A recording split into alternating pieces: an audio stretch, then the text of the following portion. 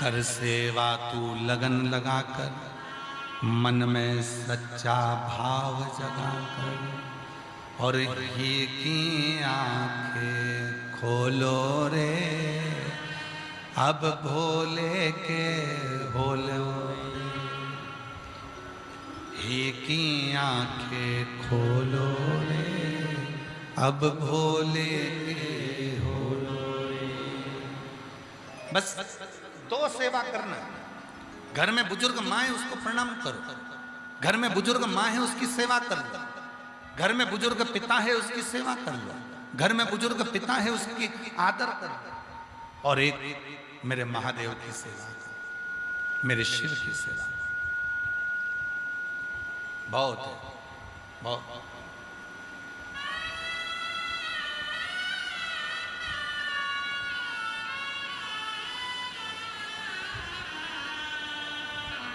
आपको मालूम है घर में बुजुर्ग जो चले जाते हैं, घर की माँ, घर के पिता, घर का कोई बुजुर्ग चले जाता है तो घर में उसका फोटो लगाया जाता है।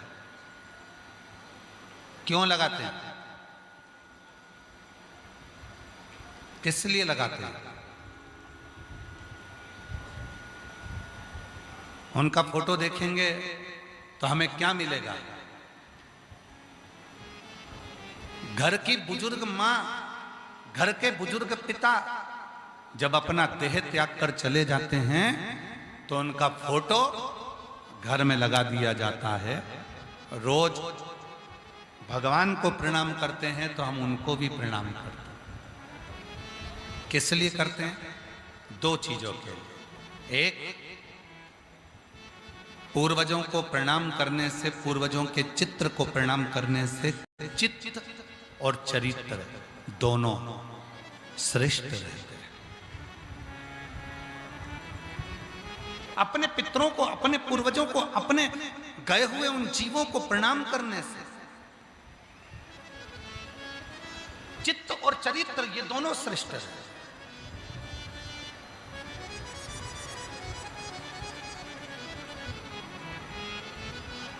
पर आज के जमाने में तो नए नए लोग आते हैं, सोशल मीडिया पे आकर कह जाते हैं कि पितरों का फोटो मत लगाना, कह देते हैं कि बुजुर्गों का घर में फोटो ही मत लगा। और हम तो यहाँ तक कहते हैं, जो तुमसे कह देना, कहीं का महाराज तुमसे कह दे कि अपने पितरों का, अपने पूर्वजों का फोटो मत लगा, वही महाराज अपना खुद का फोटो लगवा देता है तुम्हारे घर में कि हमारा लगाओ पर अपने पूर्वजों का मत लगाओ। हमें पूजो पर अपने पूर्वजों को मत पूजो। हमारी पूजन करो पर अपने पितरों की पूजन मत करो। आज के जमाने में लोग इतना डरा देते हैं कि पितरों का फोटो यहां मत लगाओ, पितरों का फोटो वहां मत लगाओ, पितरों का फोटो यहां मत लगाओ, अपने माता पिता का फोटो यहां मत लगाओ, अपने माता पिता का फोटो वहां मत लगाओ। भ्रम में डाल देते।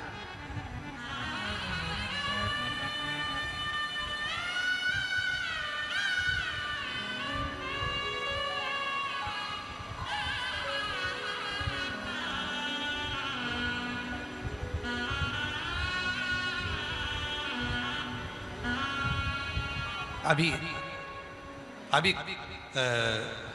रांची आने से पहले, विवेक जी, रांची आने से पहले सीहोर में प्राण प्रतिष्ठा महोत्सव था, मुरली मनोहर मंदिर में।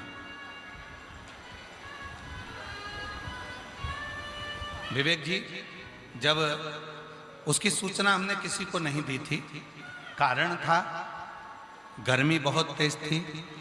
सीहोर आप लोग आते, वहाँ थोड़ा पानी का तकलीफ होता, इसलिए उस अनुष्ठान को, प्राण प्रतिष्ठा को हमने गोपनीय रूप से किया। कलयुग में सतयुग, त्रेता युग और द्वापर युग, इन तीनों का समावेश कुबेरेश्वर धाम की धरा पर कर दिया। शंकर पार्वती जी, सीताराम जी और कृष्ण राधा जी कुबेरेश्वर धाम पर कलयुग में सतयुग, त्रेता और द्वापर। अब कई लोगों ने कहा, क्यों गुरुजी आपने एक ही मंदिर में शंकर पार्वती को विराजमान करा, एक ही मंदिर में सीताराम जी को विराजमान करा, एक ही मंदिर में कृष्ण राधा को विराजमान करा। ऐसा क्यों?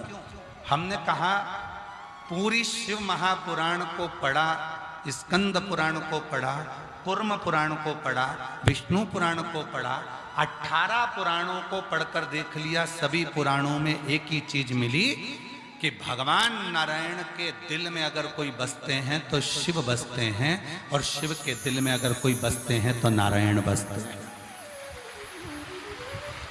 शिव जी को प्रेम है राम और भगवान कृष्ण से, और राम और भगवान कृष्ण को प्रेम है भगवान शिव से। इसलिए सतयुग, त्रेता और द्वापर का समावेश कलयुग में कुबेरेश्वर धाम पर कर दिया, जिससे सारे शिव भक्त मुरली मनोहर मंदिर का जब दर्शन करने आए तो उनको सतयुग, त्रेता और द्वापर का दर्शन कलयुग में जब एक जगह पर एक ही मंदिर में होगा तो उनकी जिंदगी सार्थक हो जाए, उनकी जिंदगी का सारा दुख मिट जाए। अब विवेक जी बात यहां अड़ी कि यज्ञ चालू हुआ,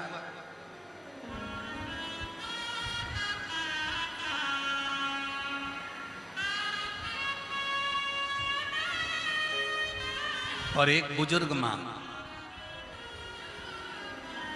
पति नहीं था, प्राण छोड़ चुका था, बुजुर्ग था।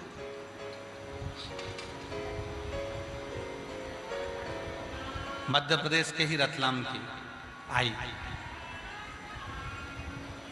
उसने देखा यहां कोई यज्ञ चल रहा है, अनुष्ठान चल रहा है। उसने कहा क्या मैं बैठ जाऊं अनुष्ठान में? पर मैं विधवा हूं, विधव्य हूं। अब उसकी बात सुनकर हमको पहले तो बहुत ऐसा लगा कि उसने कहा कि मैं विधवा हूं, पर तुमरुका जी ने चंचुला देवी का पति प्रेत योनि में पड़ गया। चंचुला देवी का पति प्रेत योनि में चले गया, चंचुला देवी वेधव्य हो गई, विधवा हो गई, और वेधव्य होने के बाद चंचुला देवी मां जगत जननी जगदम्बा अम्बा पार्वती के सामने जब पहुंची, उनकी सहेली बन गई। अब जरा विचार करिएगा, अपनी बुद्धि में लीजिएगा, विवेक में लीजिएगा। चंचुला देवी वेधव्य है, चंचुला देवी जिसका पति मर चुका है, प्रेत योनि में जा चुका है, वो चंचुला वेधव्य है, विधवा है, और पार्वती जी की सहेली बन जाती है। कैलाश पर जाकर मां पार्वती जी की सखी बन जाती है। बुद्धि में आया। चंचुला देवी, आज शायद ये कथा बहुत सारे लोगों को पेट दर्द करा दे। आज की ये कथा ना जाने कितने लोगों को काली मिर्च लगा सकती है। चंचुला देवी प्राण त्यागने के, चंचुला देवी प्राण त्याग कर भगवान शिव के धाम में मां जगत जननी जगदम्बा अम्बा पार्वती जी की सहेली बन जाती है। पार्वती जी के सामने चंचुला देवी हाथ जोड़कर खड़ी थी कि मेरा पति मर चुका है, मैं विधवा हूं, मैं वेधव्य हूं। इतने में स्वयं पार्वती जी ने जो शब्द कहा, शायद संपूर्ण पृथ्वी पर इस शब्द का स्मरण होना चाहिए। पार्वती जी ने कहा, चंचुला तू कहती है कि मेरा पति मर गया, मैं विधवा हो गई, मैं वेधव्य हो गई।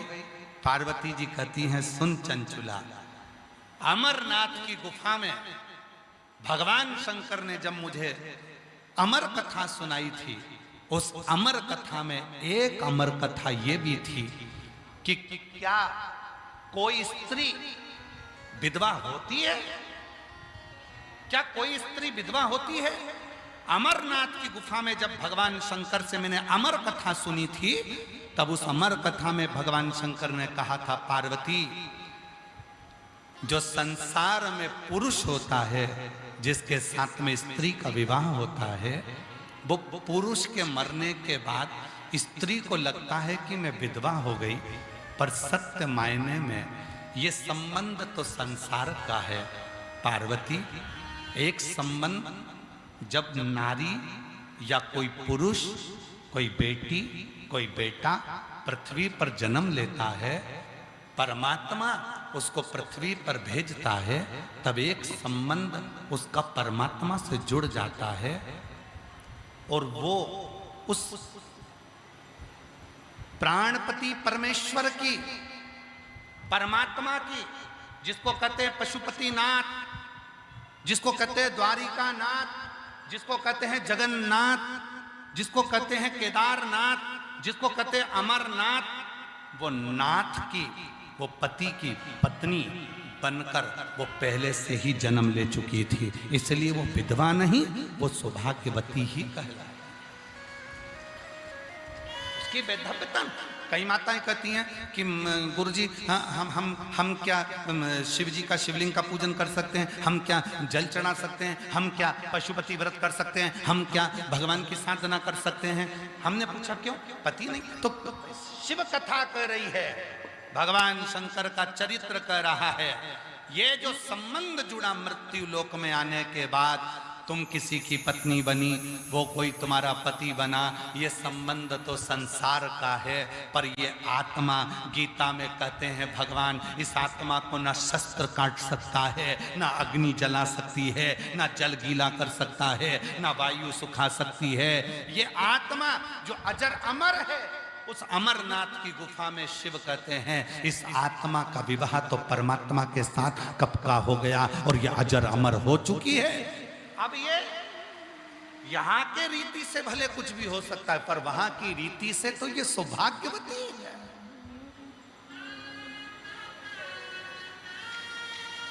रीति से आओ मेरी सखियों मुझे मेहंदी लगा दो, मेहंदी लगा दो मुझे, सजा दो और मुझे भोले बाबा की दुल्हन बना दो, मुझे भोले बाबा की दुल्हन बना।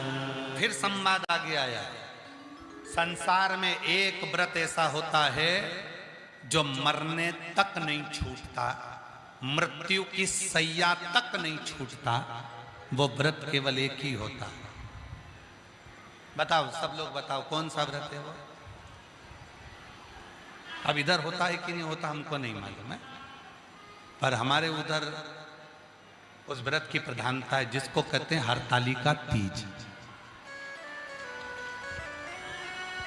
बोलो बोलो बोलो, इधर होता है क्या?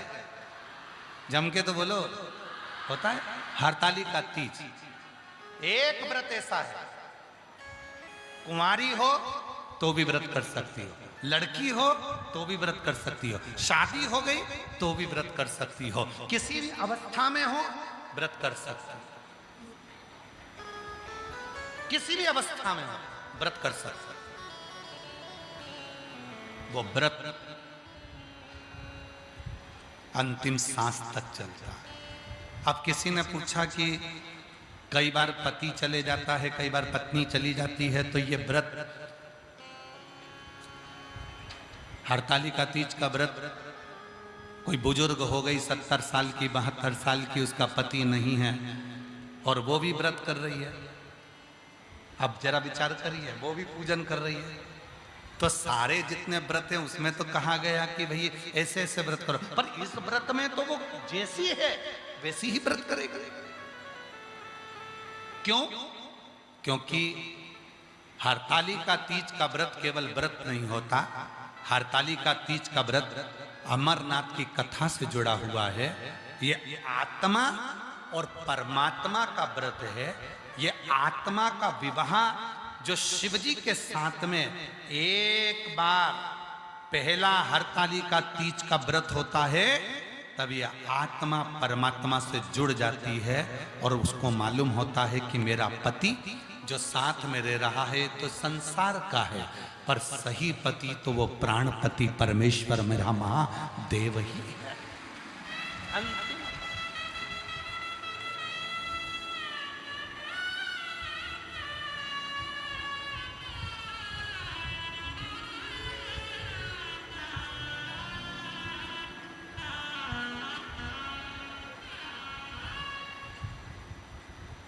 अब किसी ने कहा कि गुरुजी चंचूला देवी का चरित्र, बहुत सावधानी से सुनना कथा को। चंचूला देवी का चरित्र, चंचूला का पति क्या बना मरने के बाद? जम के बोलो, प्रेत।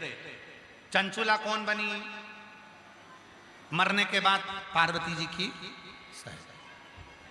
अब अगर पति प्रेत बना था तो इसको भी तो भूतनी बनना था। बोलो बोलो, सही है कि गलत है?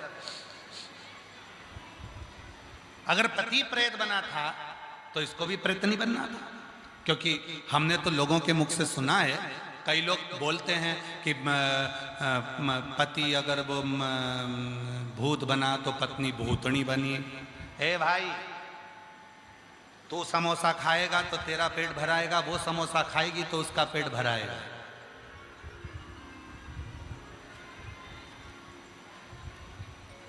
तू कर्म करेगा तो उसका फल तुझे भोगना है, वो कर्म करेगी तो उसका फल उसको भोगना है।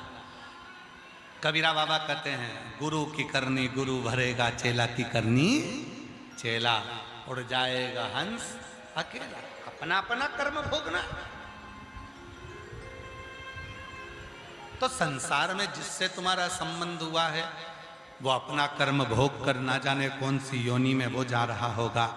अपना कर्म भोग कर अपन ना जाने कौन सी योनि में जा रहे होंगे।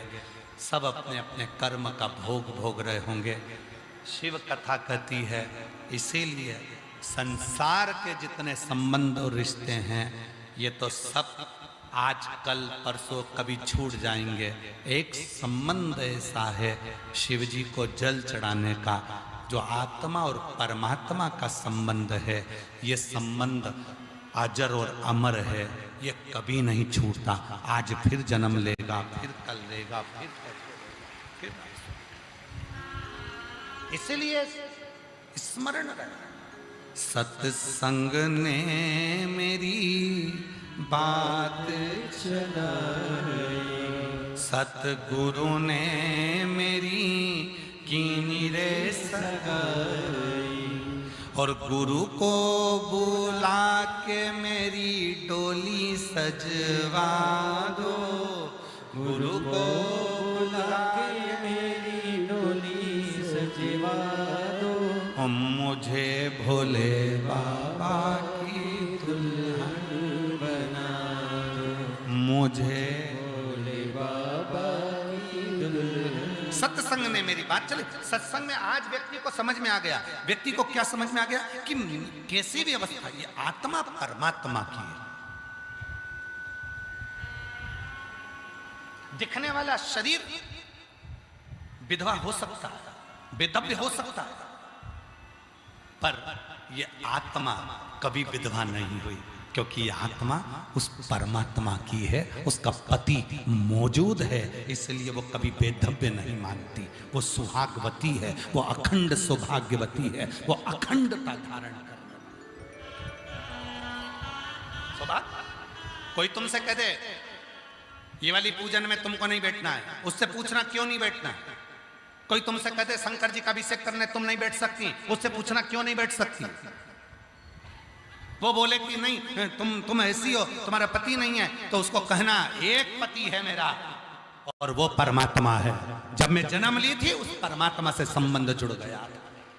यह आत्मा अजर और अमर है, यह आत्मा परमात्मा की है, ना ये जली है ना मिटी है और ना कभी मिट सकती है। इसलिए अमरनाथ की कथा में, अमर कथा में एक अमर कथा इस आत्मा की भी पार्वती को शिव जी ने सुनाई है कि इसका पति जीवन भर रहता है और वो स्वयं देवादिदेव महादेव रहते हैं, शंकर रहते हैं। वो आत्मलिंग के रूप में विराजमान होता है। आत्मलिंग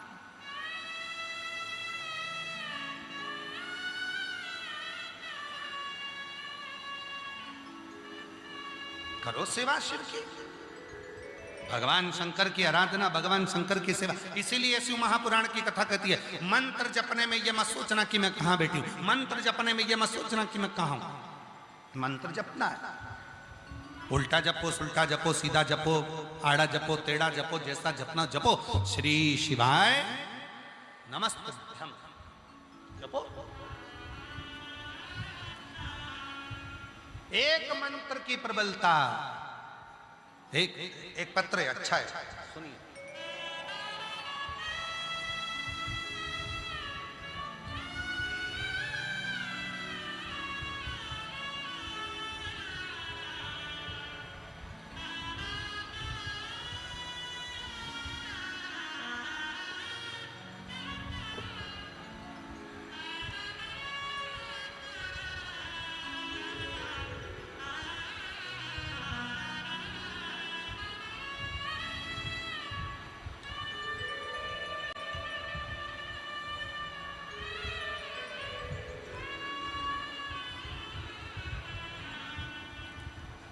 मेरा नाम भानु देवी, उम्र 75 वर्ष। कहीं बैठी हो भानु देवी, उम्र 75 वर्ष। आ जाइए, आप ही हैं, आ जाओ। एक बार वापिस हाथ हिला तो आ जाओ, आ जाइए। मेरा नाम भानु देवी, उम्र 75 वर्ष, रांची की रहने वाली हूँ। मेरा मोबाइल नंबर ये। एक लोटे जल का मैं क्या गुणगान करूं गुरुदेव। जनवरी 2023 को मेरी तबीयत अचानक खराब हो गई। जांच करने पर पता चला कि मेरे बच्चा दानी में 4 स्टेज का कैंसर है। हम सब डर गए। कोई कहता मुंबई ले जाओ, कोई कहता चेन्नई ले जाओ, जहां जहां सुनते। तब हम सुकुरहुटू में कैंसर अस्पताल में तुरंत गए। बेटे बहू मुझे वहां लेकर गए। वहां डॉक्टर ने कहा कि 25 रेडिएशन, 4 कीमोथेरेपी, 4 रेडिएशन बच्चेदानी के अंदर होंगे।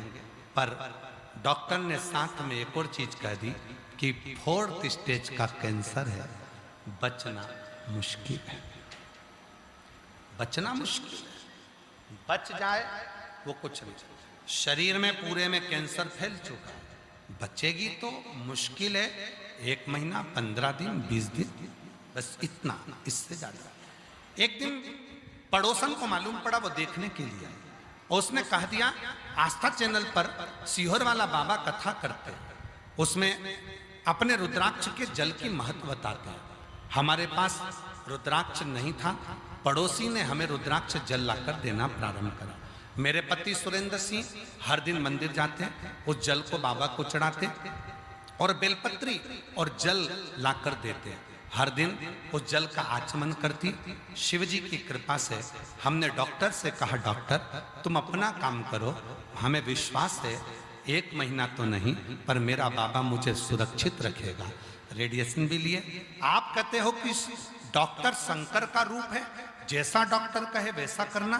हमने जैसा डॉक्टर ने कहा वैसा करा और साथ में सीहोर के रुद्राक्ष का पानी शिव को चढ़ाकर उसको पीना चालू करा। डॉक्टर ने तो केवल 1 महीना दिया था, आज बाबा की कृपा से 2026 में भी जीवित बैठी हूं। ये बाबा की कृपा है। ये शिव गुरुदेव। डॉक्टर भी आश्चर्य में पड़ गए कि तुम्हारी पूरी की पूरी रिपोर्ट नील कैसे आ गई। शंभू की कृपा, उदारता जब होती है तो शिव उसको स्वीकार करता है। और शंभू शरणे मांगू घड़ी रे घड़ी, दुख काटो दया करीन दर्शन आपो। ओ शंभु शरणे। हमारा निवेदन स्वीकार करिएगा। जो लोग धीरे धीरे थोड़ा खंबे के पास में जो भी हैं, धीरे धीरे थोड़े बाहर की ओर बढ़ते जाएंगे। और हवा जब तेज रहे तो आप लोगों से निवेदन है कि पीछे वाले जितने भी पंडाल में बैठे हुए हैं वो लोग पीछे मैदान की ओर बढ़कर आराम से कथा को श्रवण करें। शंभु शरणे मांगू घड़ी रे घड़ी, दुख काटो दया करीन दर्शन आपो।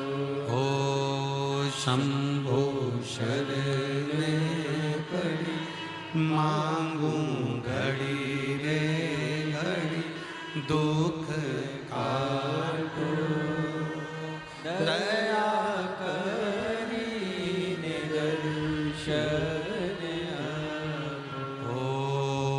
शंभो शरण पड़ी मांगू घड़ी रे घड़ी दुख काटो दया करीने दर्शन आपो। ओ शंभु शरण पड़ी मांगो घड़ी रे घड़ी दुख काटो दया करीने दर्शन आपो। शंभो शरण पड़ी मांगो घड़ी रे। शिव कृपा से आप ही को बाबा ने कृपा करी और 4th स्टेज का कैंसर होकर भी शिव जी ने करुणा कर कर स्वस्थ कर कर भेजा। एक बार जोरदार ताली बजाकर साथ में।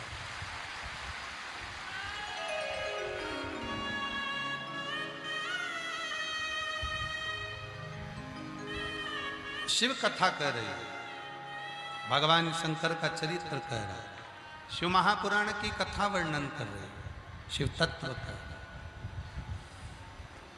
जो जैसी भावना वो वैसा ही फल पाया नहीं खाली उसे लौटाया वो मन ही मन हर्षाया और कर दिया माला माल काशी वाले ने लुटा दिया भंडार काशी वाले ने ओ लुटा दिया दिया भंडार काशी वाले ने कर दिया माला माल काशी वाले ने। तो शिव कथा कर रहे हैं, भगवान शंकर का चरित्र कर रहा है, शिव महापुराण की कथा कर रहे हैं।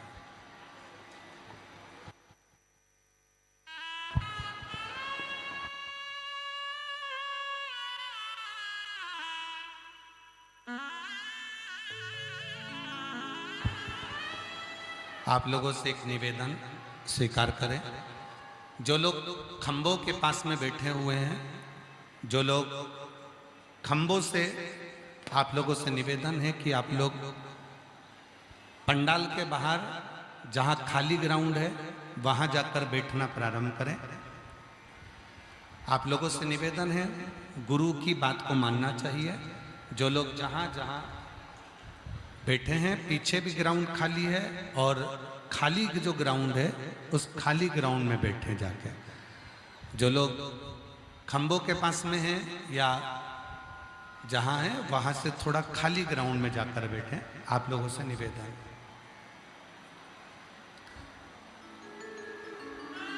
शंभो शरणे पड़ी मांगो घड़ी रे घड़ी दुख काटो दया करीने दर्शन आपो। शंभो शरण पड़ी मांगो घड़ी रे घड़ी दुख काटो दया कर। नई अनाज मंडी करनाल हरियाणा की पवित्र भूमि पर दोपहर में 1 बजे से 4 बजे तक रहेगी। उसके बाद में 27 मई से 2 जून तक शिव महापुराण की कथा गांव दूधनाल, तालुका उमरगा, जिला धाराशिव, महाराष्ट्र में दोपहर 2 बजे से 5 बजे तक शिव महापुराण की कथा रहेगी। अधिक मास में 17 मई से 23 मई करनाल और 27 मई से 2 जून दूधनाल तालुका उमरगा धाराशिव महाराष्ट्र में कथा रहेगी। बाबा को अपने मन का भाव कहेंगे, सभी प्रेम से बाबा को अपने मन की बात कहें, निवेदन करें। राधा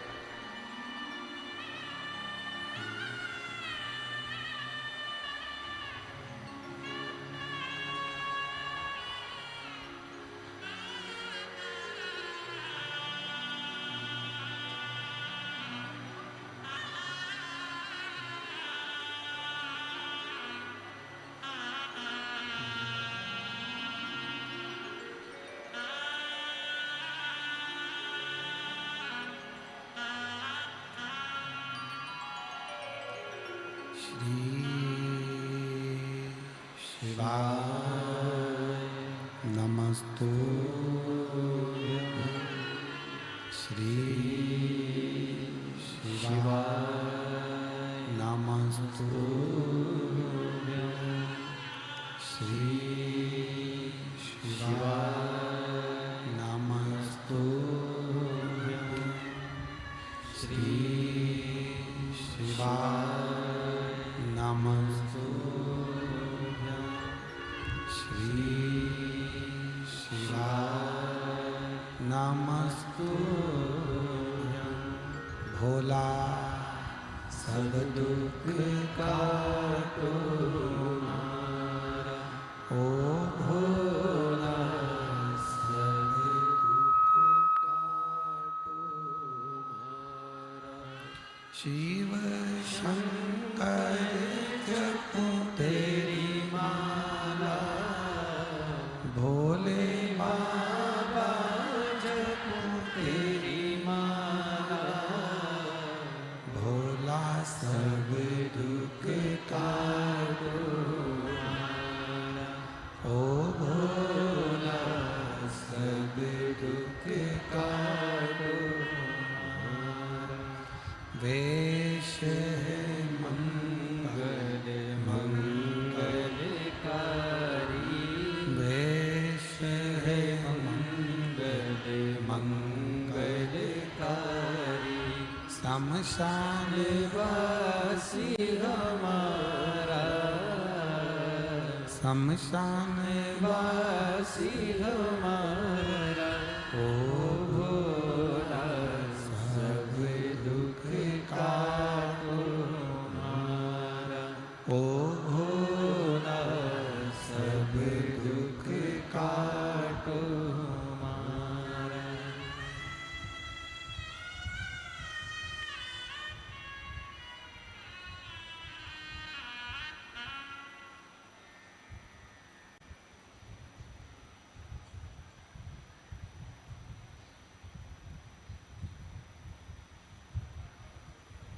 बाबा देवादिदेव महादेव भगवान शिव गर्दानी त्रिकालदर्शी कैलाशी अविनाशी भगवान शंकर की पवित्र कथा कर रहे हैं, शिव महापुराण की कथा वर्णन कर रहे हैं, शिव तत्व कर रहे हैं। भगवान शंकर की पवित्र कथा कर रहे हैं। आप जिस अवस्था में हो उस अवस्था में शिव हो जाओ। कहाँ हो कैसे हो उस अवस्था में शिव हो जाओ।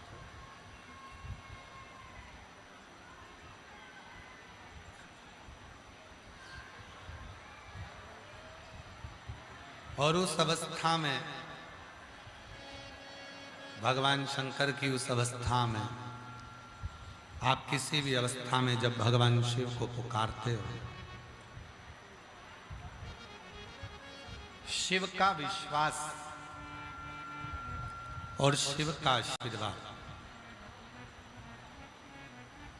दोनों ही एक दिन जरूर काम आता। आपने भगवान शंकर से पर विश्वास किया है,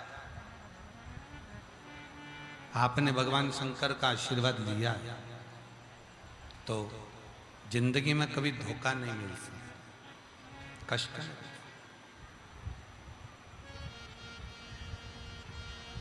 एक पत्र लिखा एक बहन ने, अच्छा पत्र है, देखिए। चौक जिला कहीं बैठी हो तो हाथ हिला सकते हैं। मेरा मोबाइल नंबर ये है। मेरा शादी को 14 साल हो गया था। बच्चा नहीं होने की वजह से लोगों ने मेरे से दूरियां बना रखी थी। मेरा 2 बार बच्चादानी का ऑपरेशन भी कराया, फिर भी संतान हुई नहीं। सब जगह से जब हार गई, तब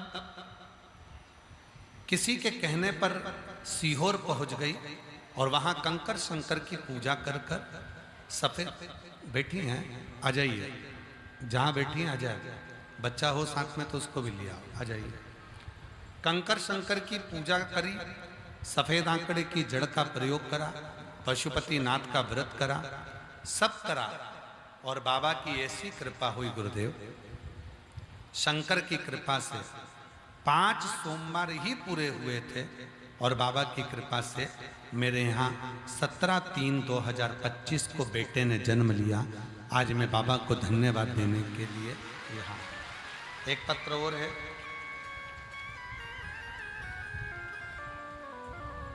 मैं दिव्या देवी, मेरे पति लक्ष्मण कुमार गुप्ता, जिला पूर्वी सिंहभूम के जमशेदपुर नगर में रहने वाली हूँ।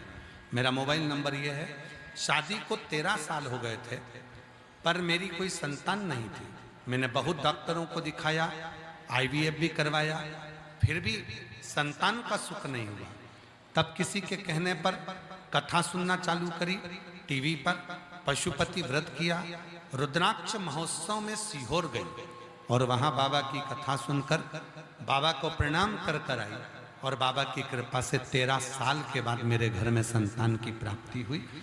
फिर एक पत्र है। मेरे पति का नाम मुकेंद्र साहु है और मेरा नाम आशा साहु है। मैं जिला धनबाद, जिला हीरापुर, BDO ऑफिस के पास रहती हूँ। मेरा मोबाइल नंबर ये है। गुरुजी कहीं बैठी हो, जिन जिन के पत्र पढ़े जा रहे हैं, अगर बैठे हों तो आ सकते हैं बेलपत्र लेने के लिए। मेरी शादी के 10 साल पूरे हो गए, लेकिन कोई संतान का सुख नहीं हुआ। बाबा की ऐसी कृपा हुई, कथा सुनना प्रारंभ करी और 1 लोटा जल चढ़ाना, सफेद आंकड़े की जड़ का प्रयोग करा और बाबा की कृपा से 2024 में मेरा गर्भ ठहर गया और संतान की प्राप्ति हो गई। मैं बाबा को यहाँ नमन करने के लिए आई हूँ कि 8 तारीख 2024 सितंबर के महीने में मेरे घर में पुत्र रत्न की प्राप्ति 10 वर्ष के बाद हो गई। मैं शिव को यहाँ नमन करना। हम शिव से क्या कहते हैं? हम भगवान शंकर को क्या कहते हैं? हमारा विश्वास, हमारा भरोसा, हमारी दृढ़ता शिव के प्रति कितनी कैसी है, ये हम पर निर्भर है। शिव कथा कर रही है, भगवान शंकर का चरित्र कह रहा। जरूरी नहीं है कि कहीं जाकर बैठोगे तो ही शिव प्राप्त होंगे।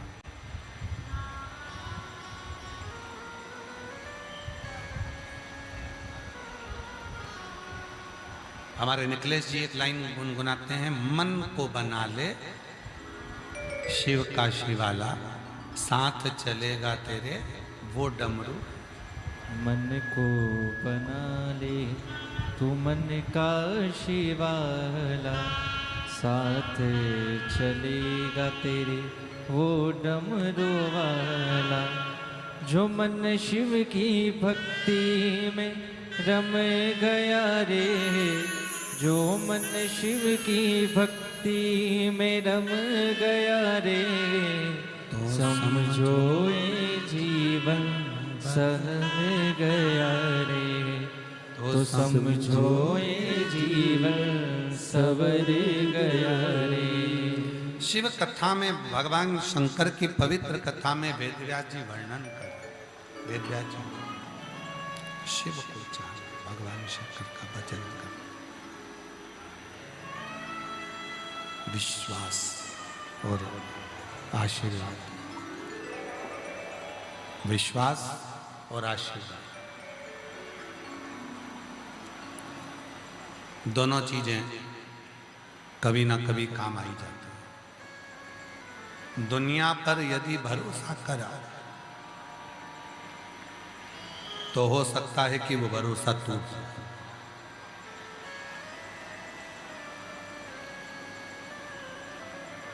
पर यदि देवाधिदेव महादेव पर भरोसा करा तो वो भरोसा कभी टूटता नहीं।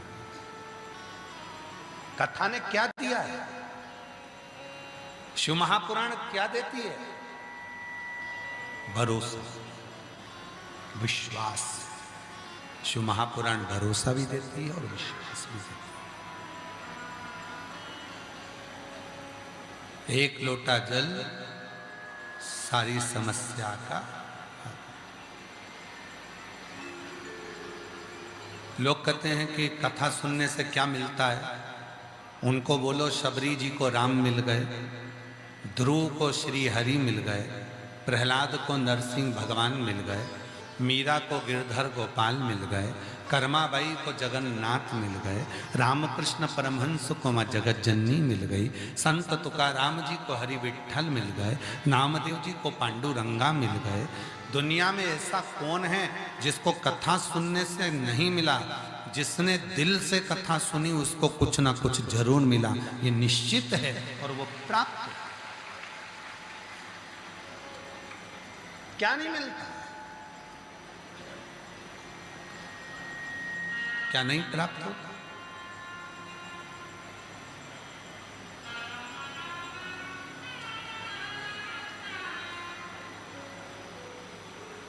आप और हम कथा में जाते हैं, मंदिर जाते हैं,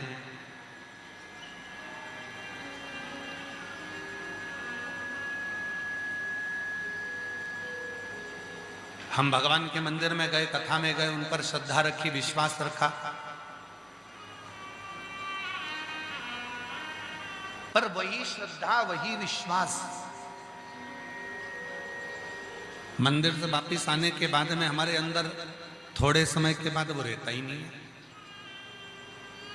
कथा में इतना विश्वास है, कथा में इतना भरोसा है, शिव जी पर बहुत भरोसा है, शिव जी के मंदिर भी जाते हैं, श्रद्धा भी रखते हैं, विश्वास भी रखते हैं, फिर वापिस घर पर आते हैं तो वैसे की वैसे ही हो जाते हैं। जैसे घर, अपने घर में कितनी भी झाड़ू लगाओ, कितनी भी सफाई कर लो, दूसरे दिन फिर थोड़ा ना थोड़ा कचरा आ ही जाए। बोलो बोलो, सही है कि गलत है? घर में कितनी भी झाड़ू लगा लो, कितना भी पोछा लगा लो, कितनी भी सफाई कर लो, थोड़ा ना थोड़ा कचरा घर में रोज झाड़ू में निकल ही जाए। उसी तरह रोज भोजन जरूरी है, रोज झाड़ू लगाना जरूरी है, रोज पोछा लगाना जरूरी है, रोज कपड़े पहनना जरूरी है, रोज तैयार होना जरूरी है, रोज नहाना जरूरी है, रोज स्नान जरूरी है, रोज श्रृंगार जरूरी है। उसी तरह रोज भगवान की कथा भी जरूरी है, जिससे ये मन साफ होता है। ये मन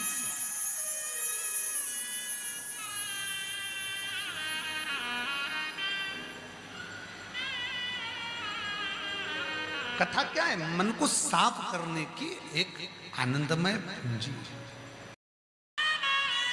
बताओ, रोज रोज कथा सुनती है? हाँ सुनती। पागल हो गई है क्या? हाँ, कथा ही हमने काके में सुनी है।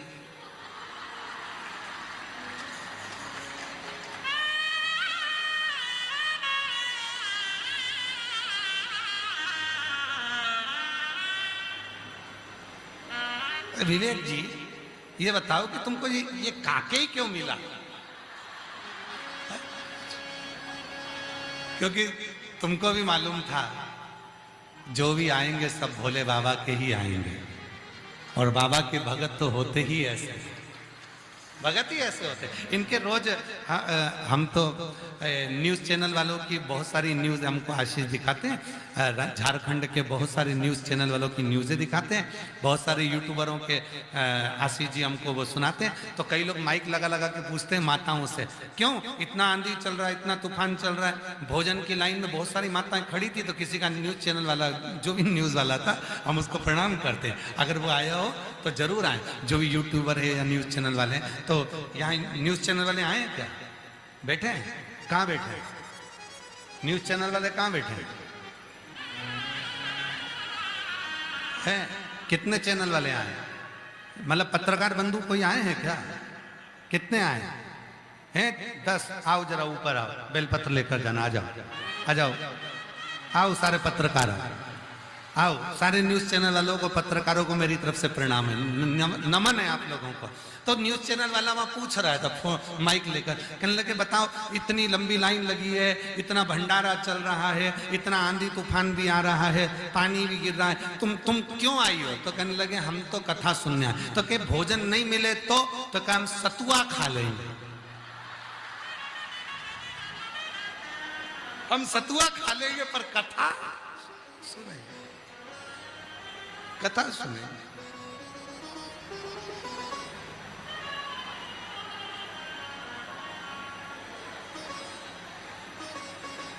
हम भले सतुआ खाएंगे पर कथा सुनेंगे, हमें कथा सुन। अब प्रीत लगी त्रिपुरारी से मैं उनकी हो गई, प्रीत लगी त्रिपुरारी से मैं उनकी हो गई,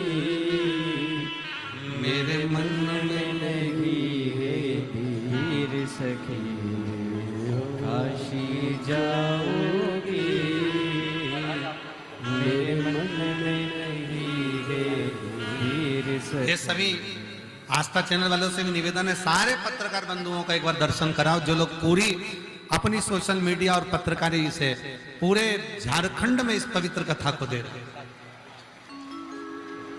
काशी जाओगी सखी में, काशी जाओगी, काशी जाओगी सखी में, काशी जाओगी, मेरे मन में नहीं है वीर सखी मैं काशी जाऊंगी, मेरे मन में नहीं है वीर सखी मैं काशी जाऊंगी, नैन लड़े त्रिपुरारी से मैं उनकी हो गई, नैन लड़े त्रिपुरारी से मैं उनकी हो गई, मेरे उठे हृदय में तीर सखी काशी जाऊंगी, मेरे उठे हृदय में तीर सखी काशी जाओगी, काशी जाओगी सखी में सीहोर जाओगी, ओ काशी जाओगी सखी में सीहोर जाओगी, मेरे मन में नहीं है वीर सखी मैं काशी जाऊंगी, मेरे मन में नहीं है तो वीर सखी। कथा कहाँ चल रही है? अरे बोले तो कहाँ की? अब समझ जाओ तुम।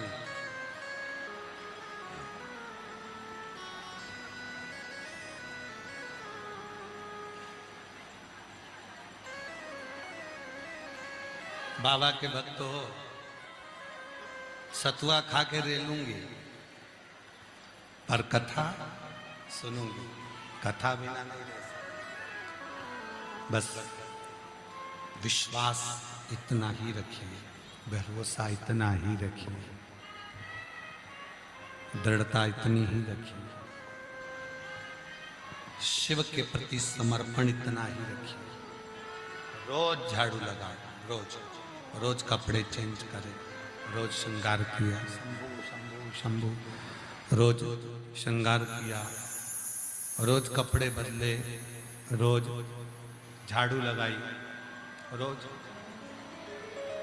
उसी तरह मन को भी रोज साफ कथा।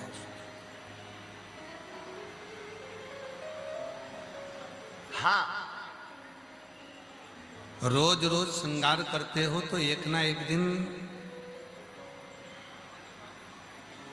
साल 1.5 साल में, 6 महीने में, 8 महीने में तो ब्यूटी पार्लर जाना ही पड़ता है।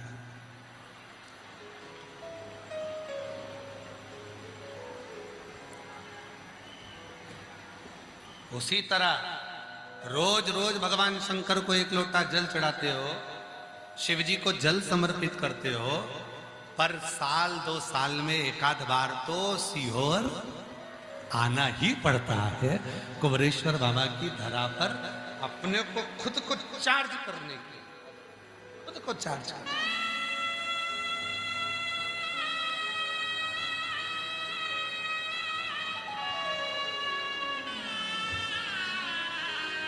जो जैसे भावना वो वैसा ही फल पाया नहीं। 14 वर्ष के बाद हुआ, एक बार जोरदार ताली बजाएं।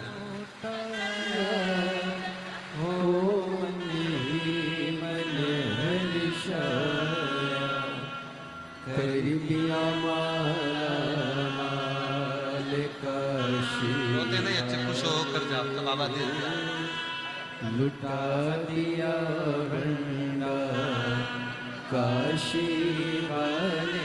13 वर्ष के बाद हुआ है, एक बार जोरदार ताली बजाओ। कर दिया माला माल काशी वाले। हो रहा है।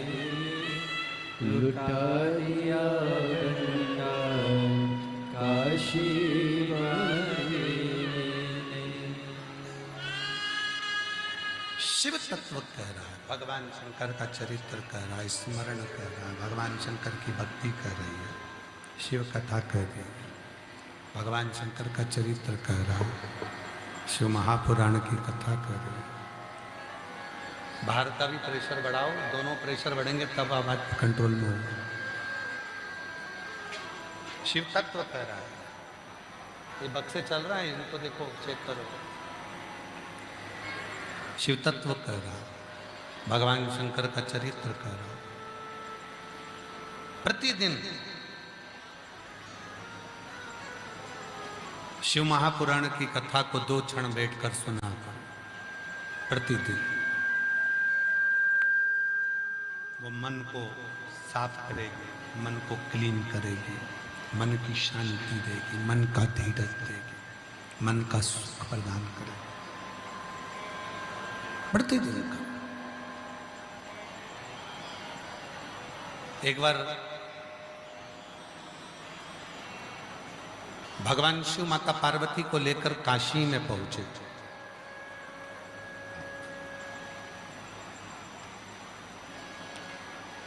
पार्वती मैया काशी की गलियों में भ्रमण कर रही थी।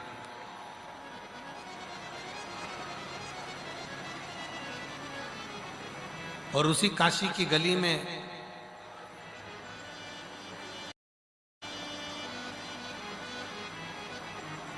एक छोटा सा बच्चा जिसका नाम था भानु, वो मौन होकर, चुप होकर पड़ा। मौन, चुप। पार्वती जी का उस पर दृष्टि पड़ गई, पार्वती जी का उस पर ध्यान गया। पार्वती जी का जैसे ही उस पर ध्यान गया, पार्वती जी ने उस बच्चे को देखकर भगवान देवाधिदेव महादेव से पूछा कि ये बच्चा है कौन? एकदम चुप बैठा है, मौन बैठा है, शांत बैठा है, कुछ बोलता भी नहीं है, कुछ खाता भी नहीं है। पार्वती जी ने उसको जल दिया, उसने जल भी नहीं लिया। पार्वती जी ने उसको कुछ भोजन पाने को दिया, उसने भोजन भी नहीं पाया। बस वो बच्चा मौन था, चुप चुप।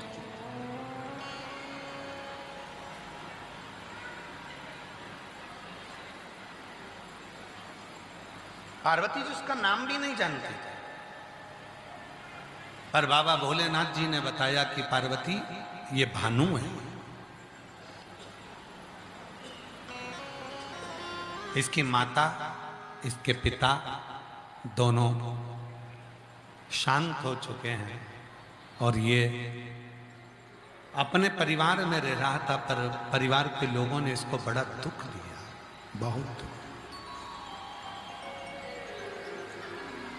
और ये छोटे से बच्चे को इसके परिवार के लोग इसको काशी में छोड़कर चले गए, काशी में छोड़ दिया इसको। शिव कथा कर रही है, भगवान शंकर का चरित्र कर रहा है, इसको काशी में लाकर छोड़ दिया गया, काशी। पार्वती जी ने कहा कि आप कहते हो कि इसको काशी में लाकर छोड़ दिया, तो काशी में किसके भरोसे लाकर छोड़ दिया?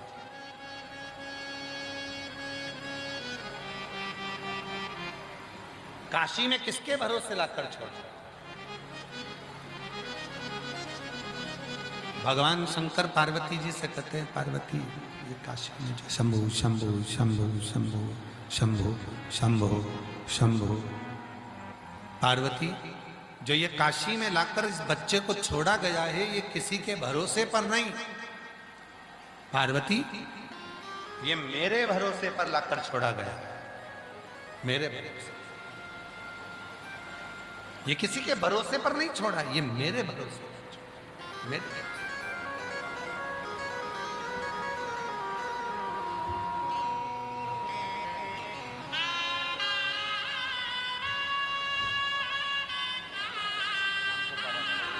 10 साल के बाद हुआ है, एक बार जोरदार ताली बजाकर स्वागत करें।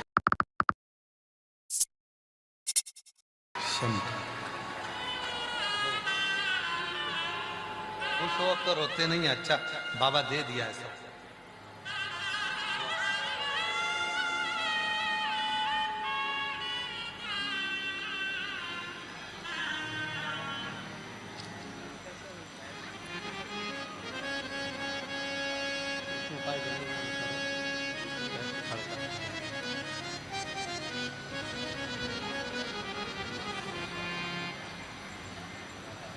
पार्वती ये भानु है। भानु कौन कौन है ये? शिव जी ने कहा, पार्वती इसके परिवार वालों ने, इसके कुटुंब वालों ने, इसके रिश्तेदारों ने इसको ले जाकर यहाँ छोड़ दिया, इसके परिवार वालों ने यहाँ लाकर छोड़ दिया। पार्वती जी पूछी कि ये बक्से चल नहीं गए, इनका कान लगाओ ना। पार्वती किसके भरोसे पर लाकर छोड़ा गया? किसके भरोसे? शिव जी कहते हैं, अगर कोई काशी में इस बच्चे को अगर छोड़कर गया है तो किसी के भरोसे नहीं है, मेरे ही भरोसे पर छोड़कर, मेरे भरोसे। तो फिर प्रभु ये इतना खामोश क्यों है, इतना चुप क्यों है? इसके चुप रहने का कारण क्या है? इतना खामोश क्यों है? क्यों चुप, क्यों खामोश? ये बोलता क्यों नहीं है? इसके मुख से कोई शब्द क्यों नहीं निकलता? भगवान शंकर ने बड़ी सुंदर बात कही।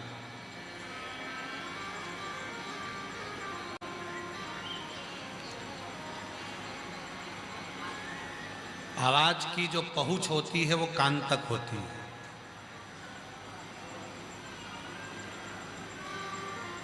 तुम जो बोलते हो कान सुनता है। भगवान शंकर के शब्दों का स्मरण करिएगा जरा ध्यान से। शिव कह रहे हैं पार्वती जी को, उस बालक को देखकर, भानु को देखकर भगवान शंकर कह रहे हैं, आवाज की पहुंच कान तक होती है। अगर कोई व्यक्ति बोलता है तो उसकी पहुंच कान तक होती है।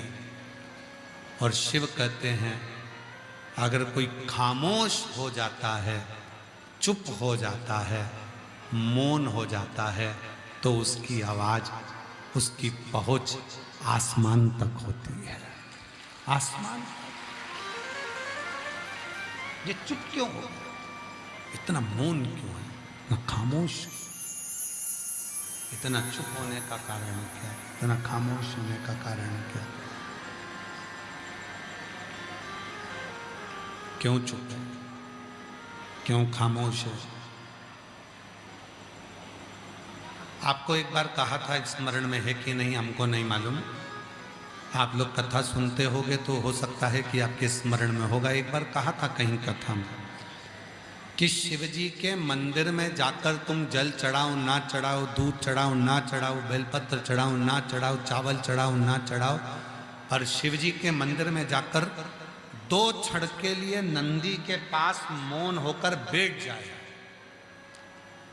केवल तुम चुप होकर बैठे और नंदी का जो पांव ऊपर होता है, आगे का एक पांव नंदी का ऊपर होता है, एक पांव नीचे होता है, जो पांव ऊपर है उस नंदी के उस पांव के पास में जाकर थोड़ी देर मौन होकर बैठो, मौन होकर बैठो।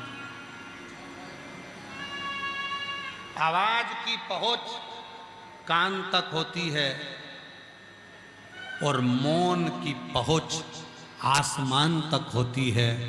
जब हम चुप बैठते हैं तो मेरा महादेव वो बात को श्रवण करता है, थोड़ा सुनता है,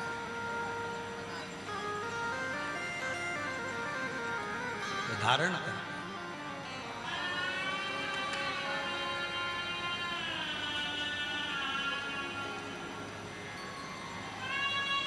जितने चुप रह सकते, जितने मौन रह सकते। हम सीहोर में कुबेरेश्वर बाबा के धाम पर जब तक रहते हैं, कुबेरेश्वर बाबा की छतरी में जो कुबेरेश्वर बाबा का जो प्राचीन जो स्वरूप है, जहाँ आप लोग बहुत बड़े शिवलिंग का दर्शन करते हो ना, वो बहुत बड़ा शिवलिंग बना है, फोटो में देखते हो आप लोग, जो बहुत बड़ा शिवलिंग बना हुआ होता है, आप लोग कुबेरेश्वर धाम के वीडियो में फोटो में देखते होगे। आस्था वालों जरा चलाइएगा, वो जो बड़ा शिवलिंग है कुबेरेश्वर धाम का, उसका फोटो चला। हाँ, ये जो शिवलिंग आप लोग एलईडी पर देख रहे हो, आस्था चैनल पर देख रहे हो, ये जो बड़ा शिवलिंग है ये तो बाद में बना है, पहले इसके नीचे बाबा कुबेर भंडारी विराजमान है। एक छोटी सी छतरी है, उस छतरी में छोटा शिवलिंग है। पर पहले हमने इस बड़े शिवलिंग को, इस पहाड़ को बना दिया था, इसलिए बनाया था कि सुंदर स्वरूप में आ जाएगा, मंदिर स्वरूप बड़ा होगा। पर इतना नहीं मालूम था कि वो पहाड़ इतना बड़ा बन गया, उसका रास्ता छोटा हो गया, अब लोग अंदर जा नहीं पाते। अब भक्त इतने हो गए तो सबको अंदर ले जाना बड़ा कठिन। तो अब उसी शिवलिंग के सामने कुबेर भंडारी का बड़ा मंदिर बन रहा है, आप देख रहे होंगे फोटो में चल रहा है, पत्थर का मंदिर के निर्माण कर रहा है। बाकी का जो कुबेरेश्वर बाबा का जो स्वरूप है, शिवलिंग जो है, कभी योग लगेगा, हम भी प्रयास करेंगे उसको धीरे से धीरे कम कम भक्तों को कभी दर्शन हो सके उसके भी। तो कुबेरेश्वर बाबा का जो जो रुद्राक्ष जो सिद्ध होते हैं, रुद्राक्ष को जहाँ चढ़ाया जाता है और रुद्राक्ष को वापिस वहाँ से उठाया जाता है, उसकी मूलता कुबेरेश्वर धाम की भीतर की। पूरी भूमि कंकर शंकर की है, पूरी भूमि।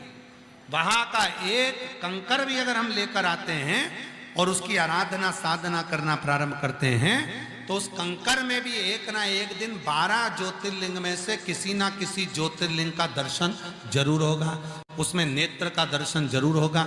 जिन जिन के घर में कंकर शंकर महादेव हैं, उनके घर में अगर एकांत में बैठकर स्नान के बाद जब भगवान के कंकर का स्नान करो शंकर के रूप में, उसका जब दर्शन करो शांति से बैठकर, तो मेरे बाबा का नेत्र मुख जटा उस कंकर में शंकर नजर आना प्रारंभ हो जाता,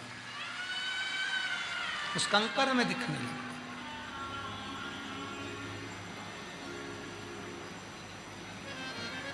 कई लोग कहते हैं गुरुजी सीहोर के रुद्राक्ष में ऐसा क्या है? हम कहते हैं वो साधारण रुद्राक्ष नहीं है।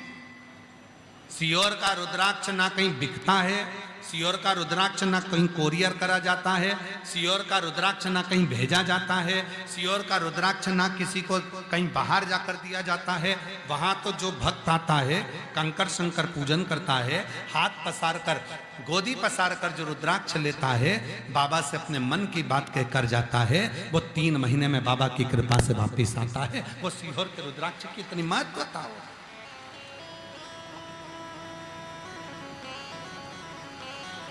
और उसी स्वरूप में बाबा के ही धाम में एक 400 साल पुराना बट वृक्ष है।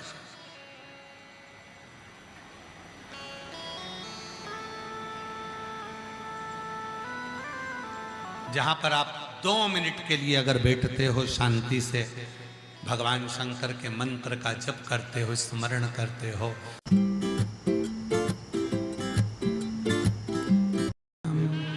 श्री शिवाय नमस्तुभ्यं, श्री शिवाय नमस्तुभ्यं, श्री शिवाय नमस्तुभ्यं। मंत्र का जप करते हैं तो शिव तत्व की प्राप्ति।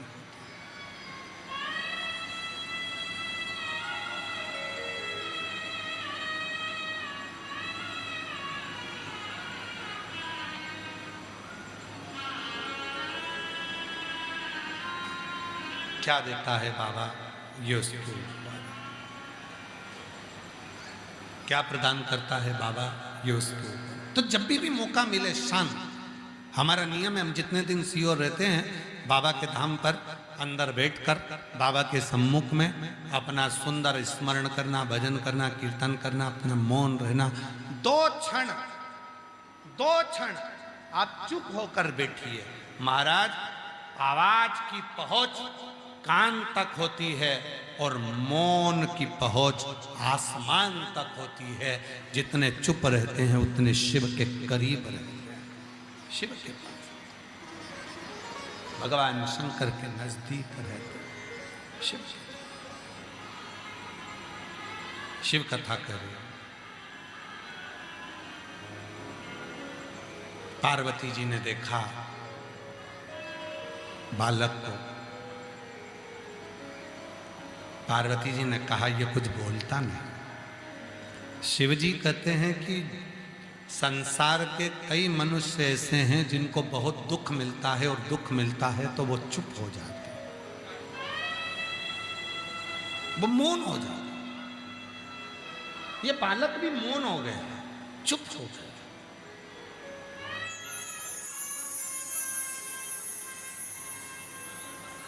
और अभी ये बालक अगर मौन हो गया है, चुप हो गया है, किसी को स्मरण कराया गया, महाराज दुनिया के लोगों को देखकर बड़ा आश्चर्य होता है। दुनिया के लोगों को देखकर बड़ा कभी कभी आश्चर्य झलकता है। दुनिया के लोग दूसरे से बात करते हैं तो इतने प्रेम से करते हैं, आजी भाजी हो जी इतने प्रेम से बात करते हैं। दुनिया के लोग दूसरे से ऐसे प्रेम से बात करते हैं, इतने प्रेम से बात करते हैं, रिश्तेदारों से इतने प्रेम से बात करते हैं, नातेदारों से इतने प्रेम से बात करते हैं, अपने कुटुंबियों से इतने प्रेम से बात करते हैं, दोस्तों से प्रेम से बात करते हैं। कोई आ गया ऑफिसर, उससे प्रेम से बात करते हैं। जितने प्रेम से आप दूसरे से बात कर रहे हो, जितने प्रेम से आप दुनिया से बात कर रहे हो, उतने प्रेम से अगर अपनी पत्नी से बात कर लो तो क्या जाएगा तुम्हारा? कुछ घटेगा? कुछ जाएगा? नहीं। पर रिश्तेदारों से प्रेम से बात करना है, व्यापारी से प्रेम से बात करना है, मोबाइल पर सबसे प्रेम से बात करना है, दोस्तों से प्रेम से बात करना है। पर पत्नी से जब भी बात करेगा तो ऐसा करेगा जैसे मारन जोड़ रहा हो, चिल्ला के, चीख के, चिढ़कर, क्रोध में, अपशब्दों के साथ, ताना देकर बात करेगा। भाई क्या जाएगा?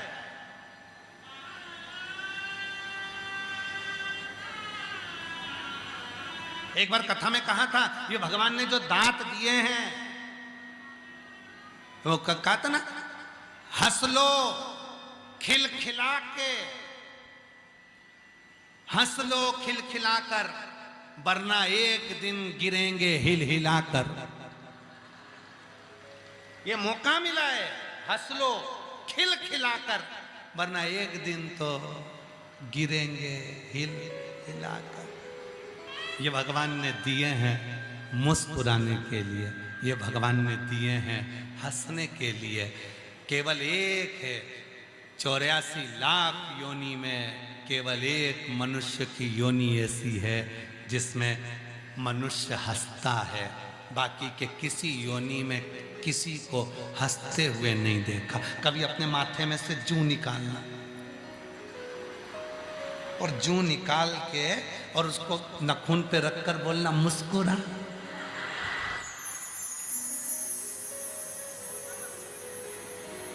वो जूं हंसेगी। चलो जान दो, जूं को भी जान दो, खटमल को पकड़ लो, मक्खी को, मच्छर को, झिंगुर को, चलो झिंगुर भी जान, छिपकली को पकड़ो और छिपकली से क्यों हंस, मुस्कुरा, हंसेगी।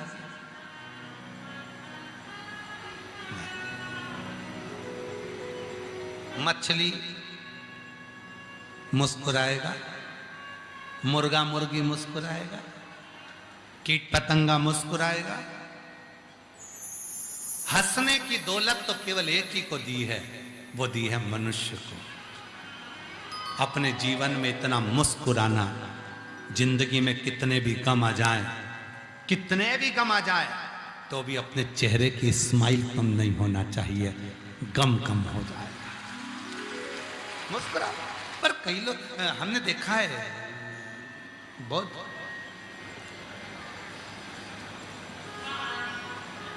दो लोग कम हंसते हैं। एक बहुत पैसे वाला व्यक्ति है ना, वो भी बहुत कम हंसता है। बहुत करोड़पति व्यक्ति बहुत कम हंसेगा, बहुत कम हंसेगा भी तो ऐसा लगता है जैसे ट्रैक्टर चला दिया, बहुत कम हंसता है। और दूसरा बहुत कम हंसता है, बहुत बड़ा ऑफिसर जिसके पास में बहुत बड़ा पद हो कुर्सी का, वो हंसेगा ही नहीं। क्यों? क्योंकि हंसेगा तो उसको काम करना पड़ेगा। जिसके सामने हंसा उसकी फाइल पे सिग्नेचर करना पड़ेगा, तो वो हंसता ही नहीं। कितने भी हंसने वाले उसके सामने पहुंच जाए, सर कैसे हो, सर घर पे सब अच्छा, सर आप ठीक हैं। ऐसा लगता है कि भगवान ने इनको ऐसे ही पैदा किया था। कभी कभी हंसते ही नहीं, हंसते ही। और जिंदगी काहे के लिए मिली है? बोलो बोलो बोलो, मुस्कुराने के लिए। सबसे अच्छा जानते हम जो साधारण व्यक्ति है ना, अपने दोस्तों में बैठ के जो